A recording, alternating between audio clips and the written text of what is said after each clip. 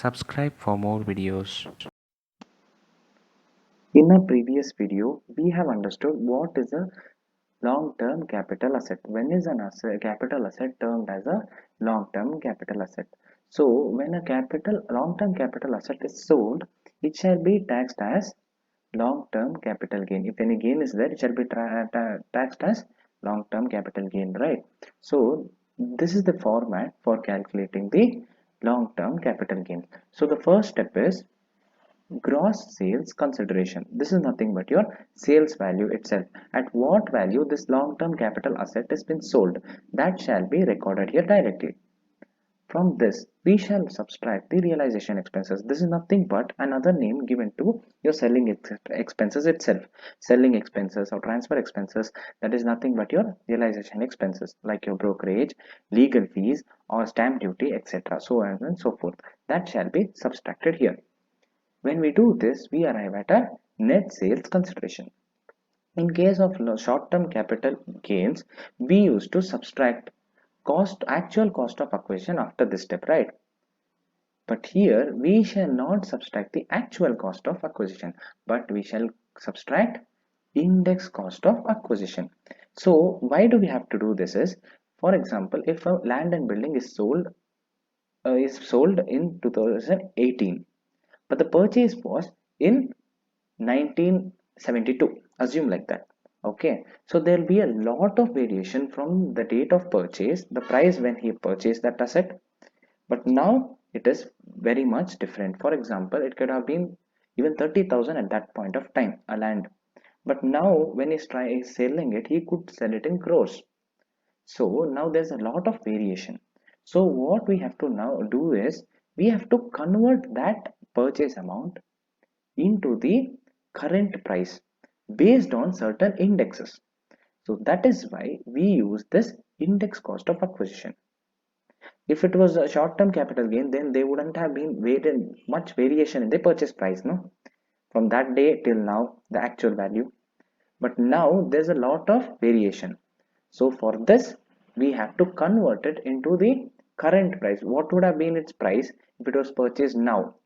So based on certain indexes, we have to do this, for which we have a formula. It says index cost of acquisition is equals to cost of acquisition into CII, that is nothing but your cost inflation index at the time of transfer, or at the year when the transfer happened, divided by CII for year of acquisition.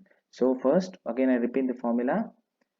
Index cost of acquisition is equals to cost of acquisition, what value actually purchased it at, into CII, that is cost inflation index of the year of transfer, the year which is being transferred, divided by cost inflation index for the year of acquisition, for in which year you are acquiring, that year's CII value shall be in the as used as denominator. When you do this, you arrive at index cost of acquisition. That value shall be recorded here. After this, we subtract index cost of improvement. So the formula is like this: cost of improvement into CII of year of transfer divided by CII of the year of improvement. Okay, so when you do that, you arrive at the index cost of improvement. Okay, when we subtract these two, we arrive at gross capital gain. We record that amount. From this gross capital gain, we shall subtract various exemptions. Okay, when we subtract these exemptions, you remember those exemptions for short-term capital gains, no? Those are also applicable here.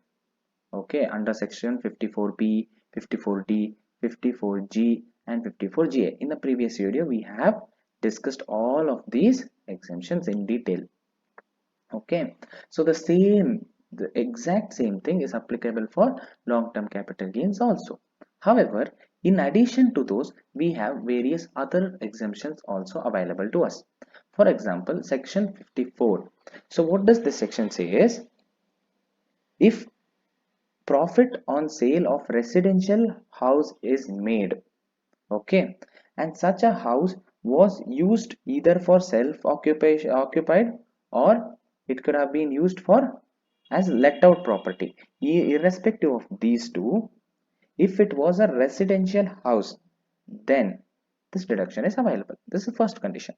Apart from this, there is an additional condition to be satisfied. That is nothing but a new residential house must have been purchased either 1 year prior to such a sales, or within 2 years from such a sales, or a construction of a new residential house must have started from the date of this sales within 3 years, and or they should have been a deposit under the capital gain account scheme. If all these conditions are satisfied, then the exemption under section 54 is available. I repeat myself. So the first thing is, it should have been a residential house itself, and it can be either it should have been either used for self occupation, or I mean self occupied. It should have been self occupied, or it should have been let out. So it's not for self occupation, like self occupied, it should have been self occupied, or it should have been let out. Then this section is available. And an additional condition is also there, that is, if a new residential house is purchased within 1 year from the date of sales, or 2 years after the date of sales, or with the new house constructed within 3 years from the date of sales, or a amount is deposited under the capital gain account scheme. If these conditions are satisfied, then the exemption is available. Okay, so the treatment would be either your gross capital gain, or the cost of the new residential house purchased plus amount deposited in the bank. Whichever of these two is lesser, then that shall be your exemption. This is section 54. Okay, next, section 54 EC. So section 54 EC says, investment in long-term specified asset of either it is in National Highway Authority, or in Rural Electrification Corporation within 6 months from the date of sales. Okay, and they should have been in new bonds redeemable after 3 years.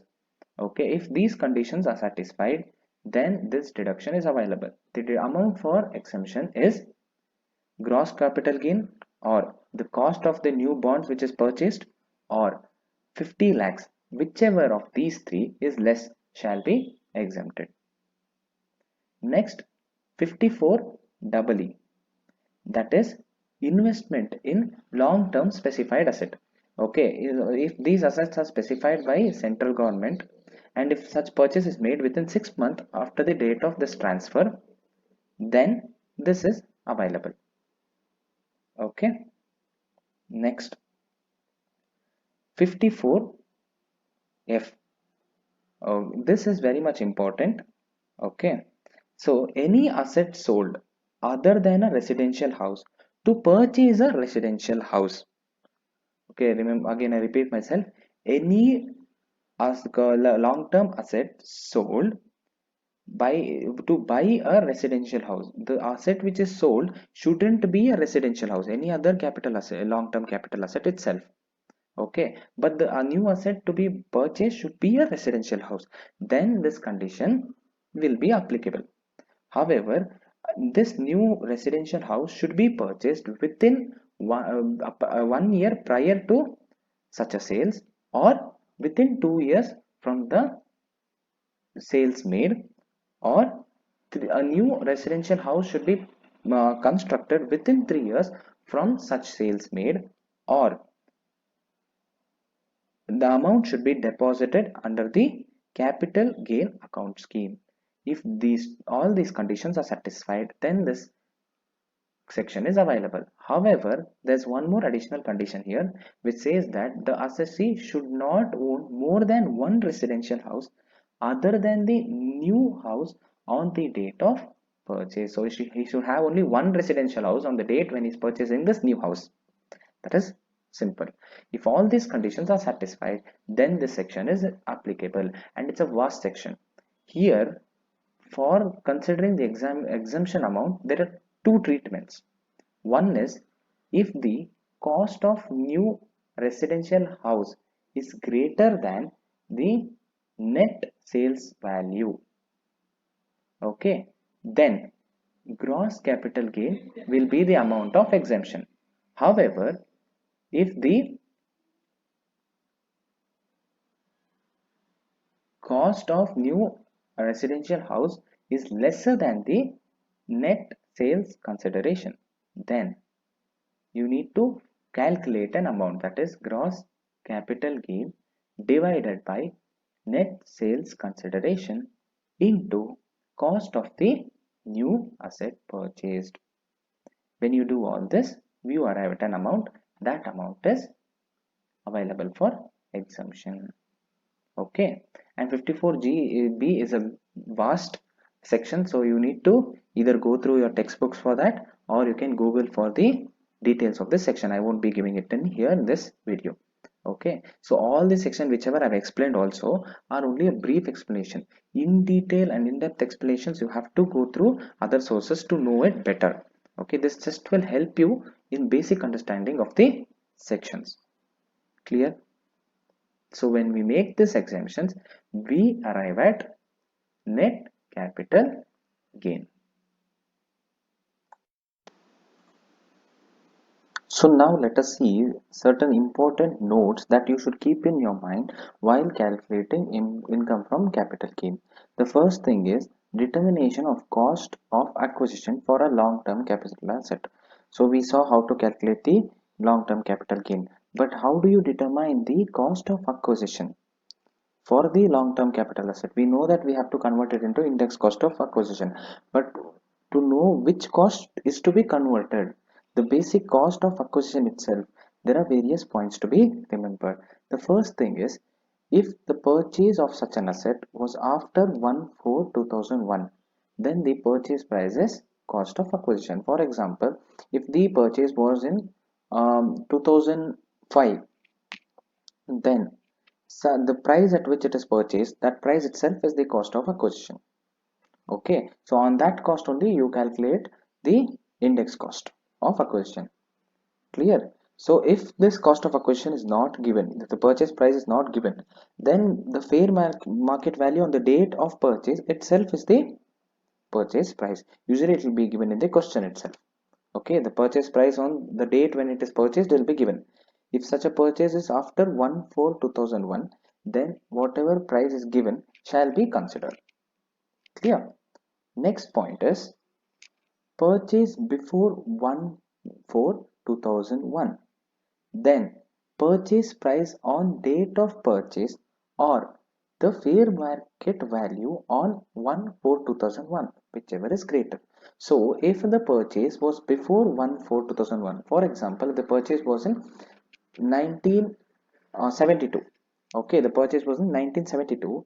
Then we must consider whether the fair market value on 1/4/2001 was greater or the purchase price on 1972 was greater. Whichever of these two is greater, that shall be considered as our cost of acquisition. Clear? So if in 1972, if the asset value purchased was 72,000 and the fair market value on 1/4/2001 was 80,000, then we shall consider the cost of acquisition as 80,000. On this 80,000, we shall use the formula and calculate our index cost of acquisition. However, if the other way around, if the purchased on the purchase date it was 80,000 and the fair market value was 60,000, then 80,000 is considered as cost of acquisition. I'm just telling that date of purchase only will be considered as cost of acquisition, and on that the index cost of acquisition is calculated. Clear with these 2 points? Next, when received as a gift, then the purchase price of the previous owner is the cost of acquisition. We have seen it in the first video as well. So that when the gift is given to a assessee, then the date when he receives the gift shall not be considered. The amount on the date when he receives the gift shall not be considered. Therefore, the purchase price will be the price when the previous owner has purchased that asset. That is the cost of acquisition. However, if such a purchase was before 1/4/2001, like the second point itself, then fair market value on 1/4/2001 or on the date when the previous owner had purchased that asset, whichever the amount was greater, that amount is the cost of acquisition. Just the similar to point 2. Okay, so you should remember these 3 points for determination of cost of acquisition for long-term capital asset. Next, any advance money received.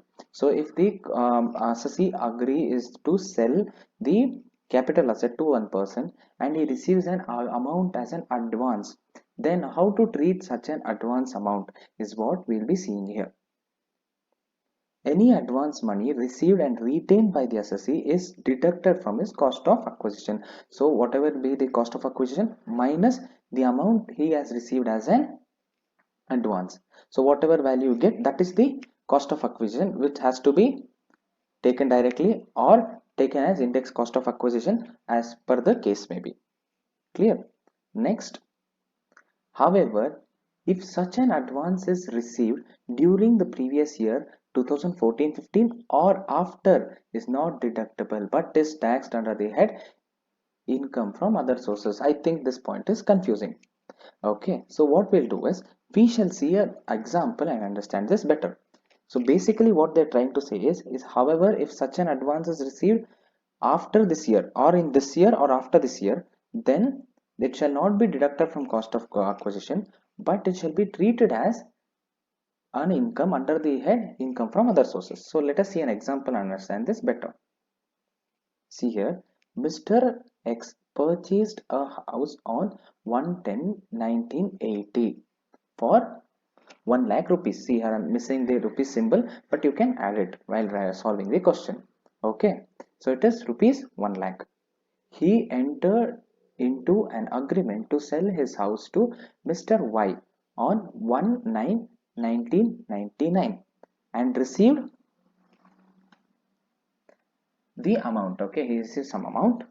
Later, Y failed to make the final payment, but advance was retained by X itself. So, however, this X retains the advance. He shall not pay the advance back to Y. Okay. Next, Mr. X enters into an agreement to sell the house to Mr. Z on 1/5/2018 and received an advance of rupees 30,000. X Z failed to make payment and X again retains the amount. Finally, Mr. X sold the property to A for 5 lakh rupees. So compute is total income. They're not asking for net capital gains. They're asking for your total income. Okay. And they've given you the CII value for 2001 and 2, that is 100, and for 2018-19 it is 280. So the first step that we have to be doing is consider this gross sales. So what is the gross consideration? It is 5 lakh rupees. That is the value at which he has made the sales. So there is no realization expenses given here, right? Is that there is any selling expense or any other things? No. So that shall be nil. Then we arrive at a net sales consideration, which is nothing but your 5 lakhs itself. From this, now we have to subtract a purchase price, that is cost of acquisition.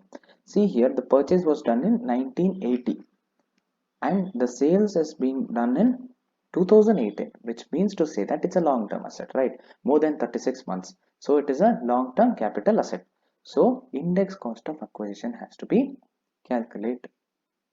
So the formula is CII value for the year in which is transferred, that is 280, divided by CII for the year in which that purchase was made, that is 2001 to 2002, that is 100. Why are we doing this? This is because the purchase was done before Yeah, to the 2001. Therefore, this entry has to be done here. Clear? And they've not given us the purchase of a fair market value on the date of 2001. 1/4/2001 is not given. So therefore, this amount itself we are considering. Clear? So from this 1 lakh, we have to subtract 20,000. That is the value at which he had received as an advance for this house. Clear? And he has retained it. Therefore, from 1 lakh, we are minusing the 20,000, and this 80,000 is considered as the cost of acquisition. On this cost of acquisition, we calculate the index cost of acquisition, that is into 280 divided by 100, which will give you 2 lakh 24,000 rupees. Clear? There's no improvement cost given in the question, so we do not have that entry. So we minus and we arrive at net capital gain, because there is no exemptions also here, right? None of the exemptions are available. So here net capital gain is 2,76,000. To this we add income from other sources, that is 30,000. Why do we do this? Is, see, the advance which Mr. Z paid was on 1/5/2018. Therefore, we do not deduct it from the cost of acquisition. We treat it as income from other sources.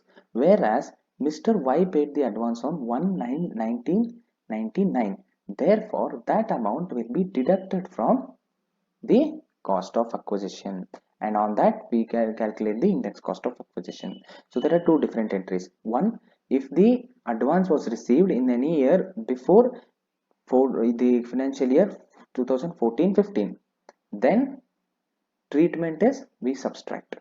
If it is received in after any year after the financial year 2014-15, or in that year itself 2014-15, then the treatment is we treat it as a income from other sources. Clear? So when we add this, we get a total income as 3,06,000. This was an example sum. Next, cost of improvement is to be ignored if it is incurred before 1/4/2001. So if the question says he had some improvement cost on 1992, then it is before 1/4/2001. So we do not convert it and take the index cost of improvement. We ignore it completely. That amount shall not be recorded at all. That amount shall not be deducted from our net the consideration of itself. Okay, that amount will be ignored. If it is after the 2001, that is if it is in 2002, 3, 4 and so on and so forth, then that amount shall be converted into index cost of improvement and considered. Clear? Next, in the following cases, index cost need not be computed even if the asset are long-term capital asset. There are certain conditions where the capital asset will be treated as short-term capital asset itself, even if it is a long-term capital asset. The things are, first thing is either it is a bonds or debentures. If in these two cases we shall not compute the index cost of acquisition. If this is given in the question, we directly take the cost of acquisition itself as the cost of acquisition. We do not calculate the index cost of acquisition. However, this says there's an exemption, that is capital index bond issued by the government or sovereign gold bonds issued by RBI. For these two, there's an exemption. Apart from these, all other bonds or debentures, the cost of acquisition itself is to be minus. We do not calculate the index cost. Next, for depreciable assets. Depreciable assets are those which, for example, machinery. For machineries, we do not calculate the index cost. Whatever written down value is given, that only we shall consider. If written down value and purchase value is given, then we take the written down value only. Whatever may be the condition, fair market value, whatever it is, we consider only written down value for any depreciable asset. For example, machinery, if they have given, then we consider only the written down value or the book value. Okay, that shall be considered as a cost of acquisition, and that shall not be converted into index cost of acquisition. These are very much important. However, apart from this, there are others also like slump sales and shares on debentures in an Indian company acquired by a non-resident in a foreign, etc., etc. So all this are there. But however, these two are very much important. That also you can go through in your textbooks or in some other sources. But these two are very much important for your syllabus. Clear?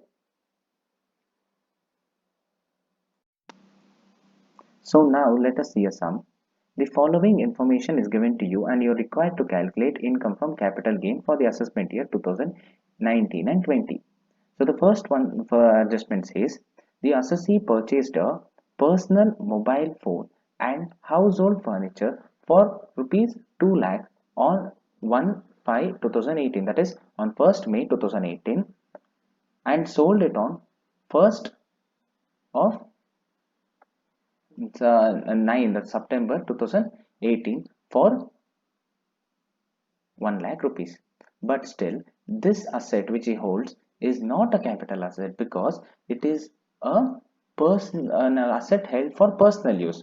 So any asset, any movable asset held for personal use is not called a capital asset. This we have seen in a previous video. So that's why this adjustment is not termed as a capital gain. Therefore, it is exempted or tax free or nil, whatever you want, you can write in the amounts column. Next, machine purchase. So first thing we have to remember this is a machine is always a depreciable asset. So depreciable assets are short-term capital asset. We do not take the cost of the index cost of acquisition for these because it is a short-term capital asset. Always, whatever may be the date of purchase and whatever may be the date of sales, still the asset is called a depreciable asset and therefore it is a short-term capital asset always. Okay, remember this. You have seen that we should not consider the index cost of acquisition, and which is always a short-term capital asset. So here they say the purchase price was 60,000 and it was sold for 1 lakh. Okay, if you observe the date, it is, you will feel like it is a long-term capital asset, but remember, for any depreciable asset it is always called a short-term capital asset itself according to the law. The written down value on 1 May 2018, the date of sales, was 30,000. So we have seen in the previous part that always we have to consider the written down value as cost of acquisition itself for any depreciable asset. Clear? This value we won't consider.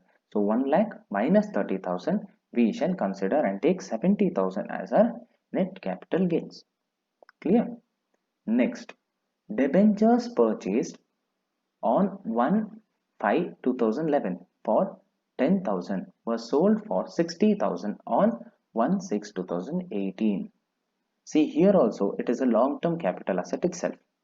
So we term it as long-term capital asset. However, we have seen in the previous part of this video that debentures are, for these debentures we shall not consider the index cost of acquisition but rather take the direct cost of acquisition itself.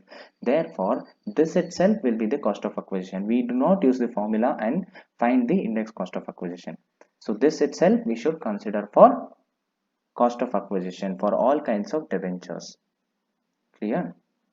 Though it is a long-term capital asset itself, we do this adjustment. So let us see the solution and we will understand better. Okay, see here. First, we have to consider personal mobile phone and furniture as nil because it is not taxable under the head capital gains. Next, machinery, it's a depreciable asset. It's a short-term capital asset. So net sales consideration, we subtract the cost of acquisition and arrive at the net capital gains. Then third one, debentures, it is long-term capital asset itself. And so first we start with the net sales consideration from which we deduct the cost of acquisition and arrive at net long-term capital gains as 50,000. Clear? So these are the first three. Now let us see the fourth one.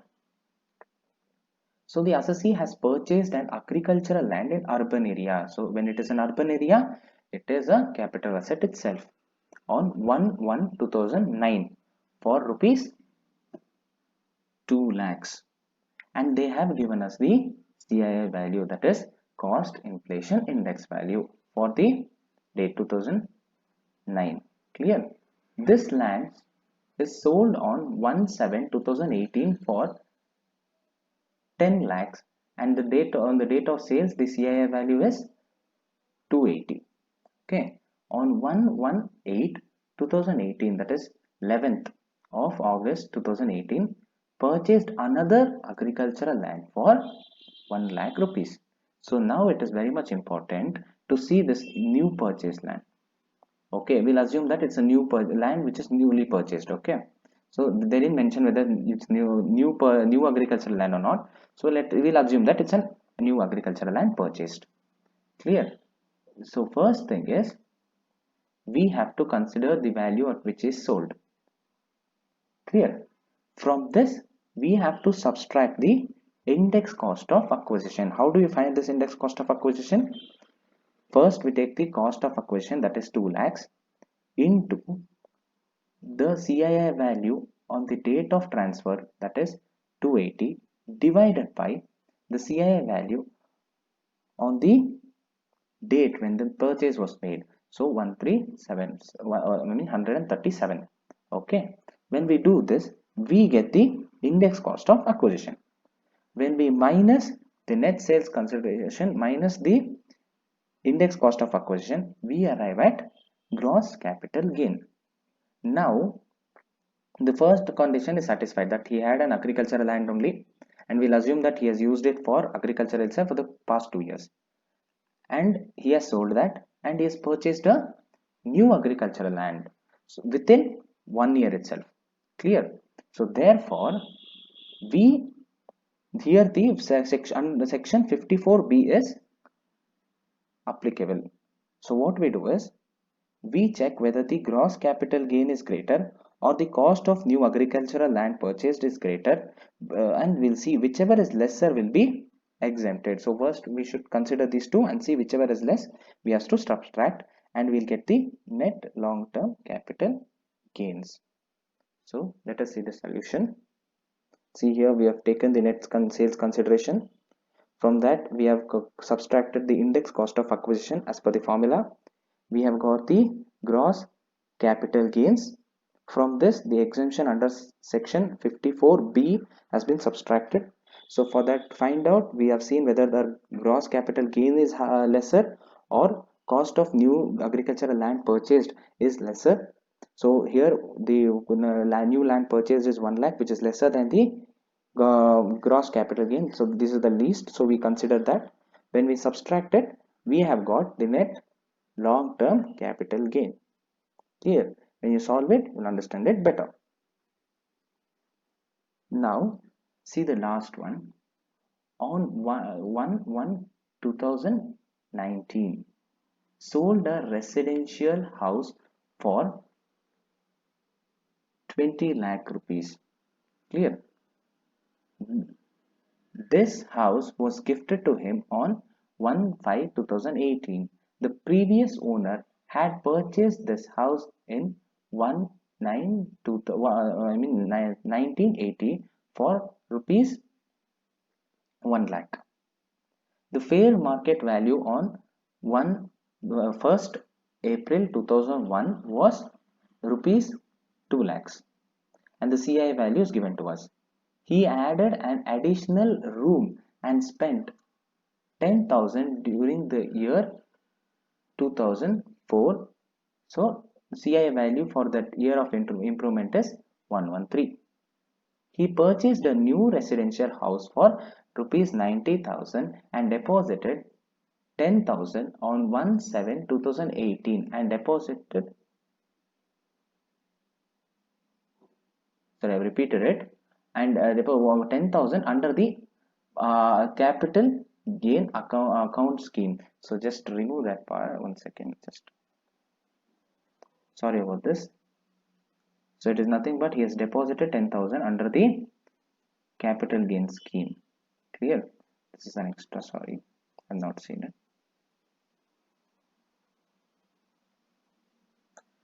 So when we do this, so now let us see the solution. Clear? So first we start with the net sales consideration as usual, that is 20 lakhs. From this we have to subtract the index cost of acquisition. So what is the index cost of acquisition here? We should see whether the fair market value on 1/4/2001 was greater, or on the date when the previous owner had purchased that asset was that greater. So here if you observe, 2 lakhs is greater. So fair market value on 1/4/2001 is greater than the cost of acquisition, actually what price it was purchased. So here we consider this to be our cost of acquisition, right? So 2 lakh into 280 divided by CII of the date of acquisition. Clear with this? So when we do this, because you have seen in this question, see CII value for the 2018 is 280. Okay, we have not mentioned it again here. We'll consider that only. So 2 lakh into 280 divided by 100, right? So that is index cost of acquisition done. Next, he has added an additional room and spent 10,000 during the year 2004. So there is cost of improvement. So we have to find out the index cost of improvement, and the year of when we made this improvement is 2004. So it is after 1st April 2001. Therefore, this improvement cost has to be considered. However, if it was before 2001, then that would have been ignored. Clear? So here 10,000 into 280 divided by the date when is made the CII value on the date of improvement, that is 113. We have to divide this and we get the index cost of improvement. So when we subtract the index cost of acquisition and improvement from the net sales consideration, we arrive at gross capital gains. So now there is one last adjustment here which says he purchased a new residential house for 90,000 and deposited 10,000 in under the capital gain account scheme. So therefore section 54 is available here. So exemption under section 54 is to be considered.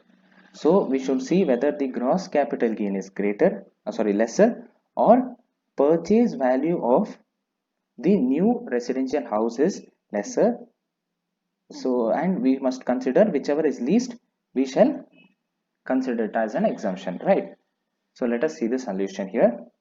See, first we have considered the net sales consideration. We have subtracted the index cost of acquisition. We have calculated it.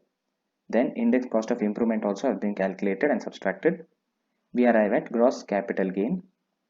From this, the section you observe, the gross capital gain or the purchase value of new residential house plus the amount deposited under the capital gain scheme. Amongst these two, whichever is lesser shall be exempted. So here if you observe, the gross capital gain is greater, and when you add these two, that is 90,000 plus 10,000, you get 1 lakh. So 1 lakh is lesser. So lesser value is considered to be exemption, and therefore when we subtract these two, we arrive at net long-term capital gain. Thank you for watching. Subscribe for more videos.